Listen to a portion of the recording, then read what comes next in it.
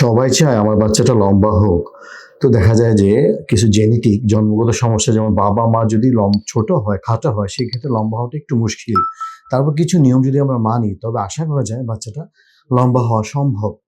যদি আমরা ছোট্টবেলা থেকে কিছু প্র্যাকটিস করি, যেমন কিছু মাসেলের কিছু ব্যায়াম আছে মাসেল স্ট্রেচিং এর জন্য, মাসেল প্রসারিত হওয়ার জন্য, ওটি যদি আমরা করি, যেমন ছোট্ট বাবুকে যদি আমি তেল দিই সুন্দর করে জন্মের পরপর তেল দিই, তেল নিয়ে একটা ভিডিও আছে আমার দেখে নেবেন।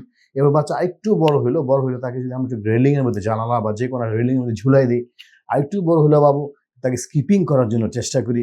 বাবু আরেকটু বড় হলো, তাকে একটা সাইকেল কিনে দিয়ে, যদি দিনের পর জায়গা থাকে সাইকেল চালানোর, আর যদি সুযোগ থাকে সাঁতার কাটা, সুইমিং পুল বা যে কোনো গ্রামের মধ্যে কোনো পুকুর থাকে নিরাপদ জায়গা, যদি সাঁতার শেখানোর প্র্যাকটিস করি, যদি এই সমস্ত সুযোগ না থাকে, তো অন্তত প্রতিদিন বাচ্চাটাকে একটু জগিং করানো, একটু হাঁটানো, একটু দৌড়ানো, হালকা, বেশি সময় না, অল্প সময়, যদি এই কাজগুলো আমরা করি, তো আস্তে আস্তে বাবু লম্বা হবে। সাথে সাথে তার জন্য থাকবে কি, তার দুধ জাতীয় খাবার তাকে দিব, সাথে ভিটামিন ডি এর জন্য আমরা রোদে রাখবো। রোদে যদি আমরা রাখি, যে টাইম এটা নিয়ে ভিডিওস দেখে নেবেন, তো বাবু ভিটামিন ডি এবং ক্যালসিয়াম যদি পায়, তো সে বিনা পয়সা টাকা ছাড়া আপনার বাবু লম্বা হয়ে যাবে ইনশাআল্লাহ।